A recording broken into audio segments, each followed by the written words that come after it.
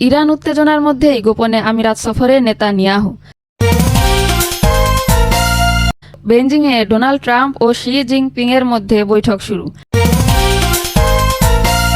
আরও জানাবো, ইরানের ভূগর্ভস্থ ক্ষেপণাস্ত্র ঘাঁটির 90% সচল। সর্বশেষ জানাবো, ইরান গোপনে হামলা চালিয়েছে সৌদি আরবে। দর্শক, এতক্ষণ শুনছিলেন সংবাদ শিরোনাম, এখন শুনবেন বিস্তারিত। তবে তার আগে অনুরোধ থাকবে, এই ভিডিওটিতে একটি লাইক দিন এবং কমেন্ট করে জানিয়ে দিন কোথা থেকে বা কোন জেলা থেকে আমাদের এই ভিডিওটি দেখছেন বা শুনছেন। মধ্যপ্রাচ্যে ইরানকে ঘিরে উত্তেজনার মধ্যেই গোপনে সংযুক্ত আরব আমিরাত সফর করেছেন ইসরায়েলের প্রধানমন্ত্রী বেনিয়ামিন নেতানিয়াহু। বুধবার রাতে প্রকাশিত এক বিবৃতিতে নেতানিয়াহুর কার্যালয় এ তথ্য জানায়। ইসরায়েলি প্রধানমন্ত্রীর দপ্তরের দাবি, সফরটি দুই দেশের সম্পর্কের ক্ষেত্রে গুরুত্বপূর্ণ অগ্রগতি এনে দিয়েছে। তবে ইউএই এর পররাষ্ট্র মন্ত্রণালয় এই তথ্য প্রত্যাখ্যান করে একে ভিত্তিহীন বলে মন্তব্য করেছে। সংবাদ মাধ্যম রয়টার্স জানিয়েছে, গত ২৬ মার্চ ওয়ান সীমান্তবর্তী আল আইন শহরে ইউএই প্রেসিডেন্ট শেখ মোহাম্মদ বিন জায়েদ আল নাহিয়ানের সঙ্গে কয়েক ঘণ্টার বৈঠক করেন নেতানিয়াহু। একই সময়ে ইসরায়েলের গোয়েন্দা সংস্থা মোসাদের প্রধান ডেভিড বার্নিয়াও অন্তত দুইবার ইউএই সফর করেন বলে প্রতিবেদনে উল্লেখ করা হয়। ধারণা করা হচ্ছে, এসব সফরে ইরান বিরোধী সামরিক সমন্বয়ের বিষয়টি গুরুত্ব পেয়েছে। এর আগে মঙ্গলবার যুক্তরাষ্ট্রের রাষ্ট্রদূত মাইক হাকাবি জানান, ইসরায়েল ইউএই তার ভাষায় দুই দেশের মধ্যে সম্পর্ক বর্তমানে অত্যন্ত ঘনিষ্ঠ পর্যায়ে পৌঁছেছে। অন্যদিকে ওয়াল স্ট্রিট জার্নালের এক প্রতিবেদনে দাবি করা হয়েছে, ইউএই গোপনে ইরানের ভেতরে সামরিক হামলায় জড়িত ছিল। প্রতিবেদনে বলা হয়, এপ্রিলের শুরুতে লাভাল দ্বীপের একটি তেল শোধনাগারে হামলা চালানো হয়, যা ইরানের তেল স্থাপনায় পূর্ববর্তী হামলায় পাল্টা প্রতিক্রিয়া হিসেবে দেখা হচ্ছে। ২০২০ সালে আব্রাহাম চুক্তির মাধ্যমে ইউএই প্রথম আরব রাষ্ট্র হিসেবে ইসরায়েলের সঙ্গে আনুষ্ঠানিক সম্পর্ক স্থাপন করে। পরে বাহরাইন, মরক্কো ও সুদানও একই পথে এগোয়। তবে বিশ্লেষকদের মতে, ইসরায়েলের সঙ্গে সবচেয়ে গভীর কূটনৈতিক ও নিরাপত্তা সম্পর্ক গড়ে তুলেছে ইউএই। এদিকে গাজা যুদ্ধকে কেন্দ্র করে আন্তর্জাতিক চাপের মুখে রয়েছে ইসরায়েল। আন্তর্জাতিক অপরাধ আদালত গাজায় মানবাধিকার লঙ্ঘনের অভিযোগে নেতানিয়াহু ও সাবেক প্রতিরক্ষামন্ত্রী ইয়োভ গ্যালান্টের বিরুদ্ধে গ্রেফতারি পরোয়ানা জারি করেছে। অপরদিকে ইউএই এর বিরুদ্ধেও সুদানের র্যাপিড সাপোর্ট ফোর্সেসকে অস্ত্র ও অর্থ সহায়তা দেওয়ার অভিযোগ উঠেছে, যদিও আবুধাবি এসব অভিযোগ বরাবরই অস্বীকার করে আসছে। চীনের রাজধানী বেইজিংয়ের গ্রেট হল অব দ্য পিপলে যুক্তরাষ্ট্রের প্রেসিডেন্ট ডোনাল্ড ট্রাম্প ও চীনের প্রেসিডেন্ট শি জিনপিংয়ের মধ্যে শীর্ষ বৈঠক শুরু হয়েছে। বৃহস্পতিবার সকালে প্রেসিডেন্ট শিয়ের স্বাগত বক্তব্যের মধ্য দিয়ে বৈঠক শুরু হয় বলে রয়টার্স জানায়। শি বলেন, আমি সবসময় বিশ্বাস করি চীন ও যুক্তরাষ্ট্রের মধ্যে পার্থক্যের চেয়ে সাধারণ আগ্রহের দিকটাই বেশি আছে। চীন ও যুক্তরাষ্ট্রের সাফল্য উভয়ের জন্যই একটি সুযোগ। চীন ও যুক্তরাষ্ট্রের স্থিতিশীল সম্পর্ক বিশ্বের জন্য একটি ভালো বিষয়। আমি গুরুত্বপূর্ণ বিষয়গুলো নিয়ে মতবিনিময়ের জন্য আগ্রহ নিয়ে অপেক্ষায় আছি। অতীতকে এগিয়ে নিয়ে যেতে ও ভবিষ্যতের দ্বার উন্মোচন করতে ২০২৬ সাল চীন ও যুক্তরাষ্ট্রের সম্পর্কের জন্য একটি ঐতিহাসিক ও মাইলফলক বছর হোক। শি ট্রাম্পের দিকে অনেকগুলো প্রশ্ন ছুড়ে দিয়ে বলেন, বৈশ্বিক চ্যালেঞ্জগুলো মোকাবেলায় ও বিশ্বে আরও স্থিতিশীলতা নিয়ে আসার ক্ষেত্রে আমরা কি একসঙ্গে কাজ করতে পারি? আমরা আমাদের জনগণের কল্যাণে ও মানবতার ভবিষ্যতের জন্য এবং যৌথভাবে দ্বিপাক্ষিক সম্পর্কের এক উজ্জ্বল ভবিষ্যৎ নির্মাণের দিকে মনোযোগ দিতে পারি। চীনের প্রেসিডেন্ট আরও বলেন, এগুলো ইতিহাসের, বিশ্বের ও জনগণের প্রশ্ন।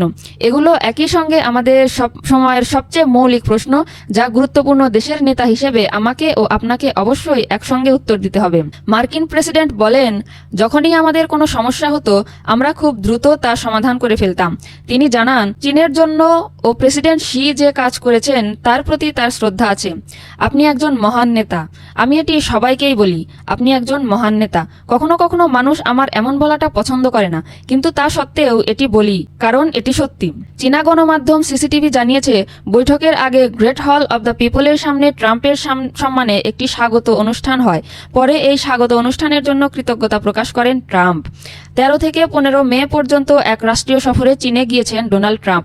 গত ৯ বছরের মধ্যে এটি চীনে কোনো মার্কিন প্রেসিডেন্টের প্রথম সফর আর ২০১৭ এর নভেম্বরের পরে ট্রাম্পের দ্বিতীয় সফর। চীনের পররাষ্ট্র মন্ত্রণালয়ের তথ্য অনুযায়ী দুই নেতা দ্বিপাক্ষিক সম্পর্ক, বিশ্বশান্তি ও উন্নয়নের মতো গুরুত্বপূর্ণ বিষয়গুলো নিয়ে নিবিড়ভাবে মতবিনিময় করবেন। দুই পক্ষের আলোচনার প্রধান বিষয়সূচিগুলোর মধ্যে ইরান, তাইওয়ান ও বিরাল মৃত্তিকা অন্যতম।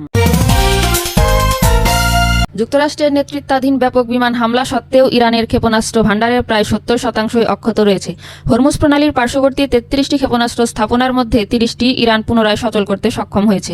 এছাড়া দেশটির ভূগর্ভস্থ সংরক্ষণাগার ও লঞ্চ প্যাডগুলোর প্রায় 90%ই বর্তমানে কার্যকর হয়েছে বলে মার্কিন গোয়েন্দা সূত্রের বরাত দিয়ে দ্য নিউ ইয়র্ক টাইমস এক প্রতিবেদনে জানিয়েছে। নতুন এই গোয়েন্দা তথ্য ইঙ্গিত দিচ্ছে, গত 28 ফেব্রুয়ারি থেকে শুরু হওয়া মার্কিন হামলায় ইরানের সামরিক শক্তির যতটুকু ক্ষতি হয়েছে বলে ওয়াশিংটন দাবি করেছিল, বাস্তবে তা ছিল অনেক কম। অন্যদিকে ধ্বংসপ্রাপ্ত সামরিক স্থাপনাগুলো দ্রুত মেরামতের ক্ষেত্রে ইরানের সক্ষমতাকে খাটো করে দেখছিল যুক্তরাষ্ট্র। অথচ ইরানের রাজনৈতিক নেতৃত্বকে সরিয়ে দেওয়া এবং দেশটির ক্ষেপণাস্ত্র শক্তি ঘুরিয়ে দেওয়া ছিল মার্কিন বাহিনীর প্রধান লক্ষ্য। ইরানি সশস্ত্র বাহিনী গত 4 দশক ধরে তাদের ব্যালিস্টিক ও ক্রুজ ক্ষেপণাস্ত্রের ভাণ্ডারকে পশ্চিমের বিরুদ্ধে প্রধান প্রতিরোধক হিসেবে গড়ে তুলেছে।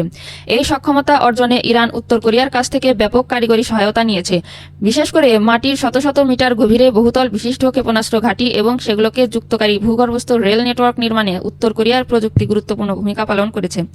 এই গোপন রেল লাইনের মাধ্যমেই মার্কিন বা মিত্রবাহিনীর হামলা এড়িয়ে ইরানের ক্ষেপণাস্ত্রগুলো এক স্থান থেকে অন্য স্থানে সরিয়ে নেওয়া হচ্ছে। ইসরায়েলি সংবাদপত্র মার্চ মাসের শেষের দিকে নিশ্চিত করেছে, ইসরায়েলি লক্ষ্যবস্তুতে ছোড়া প্রতি 10টি ইরানি ক্ষেপণাস্ত্রের মধ্যে 8টি সফলভাবে আঘাত হানছে। এর ফলে প্যাট্রিয়টের মতো অত্যাধুনিক আকাশ প্রতিরক্ষা ব্যবস্থার অকার্যকারিতা স্পষ্ট হয়ে উঠেছে। যুদ্ধক্ষেত্রে দেখা যাচ্ছে, মিত্র বাহিনীর রাডার নেটওয়ার্ক ধ্বংস হয়ে যাওয়ায় এবং ইন্টারসেপ্টর মিসাইল ফুরিয়ে আসায় ইরানি ক্ষেপণাস্ত্রের সফলতার হার ক্রমান্বয়ে বাড়ছে। Centre for strategic and international স্টাডিজের এপ্রিলের মূল্যায়ন অনুযায়ী ইরান যেখানে তাদের সক্ষমতা ধরে রেখেছে, সেখানে যুক্তরাষ্ট্রের উন্নত অস্ত্রের মজুদ আশঙ্কাজনক হারে কমেছে। Precision strike missile, third SM-3 এবং টমাক ক্রুজ মিসাইলের মতো ব্যয়বহুল অস্ত্রের মজুদ প্রায় শেষের দিকে। মধ্যপ্রাচ্যের দুই আঞ্চলিক প্রতিদ্বন্দ্বী ইরান ও সৌদি আরবের মধ্যে চলমান উত্তেজনার মধ্যেই নতুন এক চাঞ্চল্যকর তথ্য সামনে এনেছে আন্তর্জাতিক সংবাদ মাধ্যম রয়টার্স।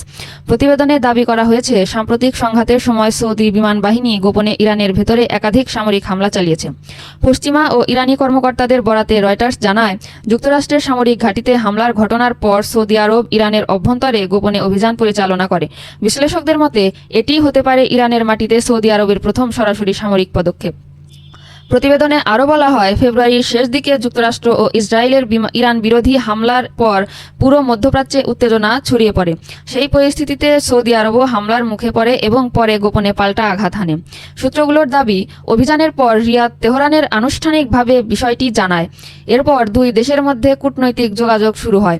একই সঙ্গে ভবিষ্যৎ এই ধরনের হামলা অব্যাহত থাকলে আরও কঠোর জবাব দেওয়া হবে বলেও সতর্ক করে সৌদি আরব। এর আগে দ্য ওয়াল স্ট্রিট জার্নালের এক প্রতিবেদনে বলা হয়, সংযুক্ত আরব আমিরাতও চলতি বছরের এপ্রিলের শুরুতে ইরানের একটি তেল শোধনাগারের গোপন বিমান হামলা চালায়। পারস্য উপসাগরের লাভান দ্বীপে অবস্থিত ওই স্থাপনায় হামলার পর বড় ধরনের অগ্নিকাণ্ডের ঘটনা ঘটে এবং উৎপাদন আংশিকভাবে বন্ধ হয়ে যায়। যদিও আমিরাত আনুষ্ঠানিকভাবে হামলার দায় স্বীকার করেনি, তবে এ সময় ইরান জানিয়েছিল শত্রুপক্ষের হামলায় তাদের একটি গুরুত্বপূর্ণ স্থাপনা ক্ষতিগ্রস্ত হয়েছে। এর জবাবে ইরান সংযুক্ত আরব আমিরাত ও কুয়েতকে লক্ষ্য করে ক্ষেপণাস্ত্র ও ড্রোন হামলা চালায় বলেও প্রতিবেদনে উল্লেখ করা হয়।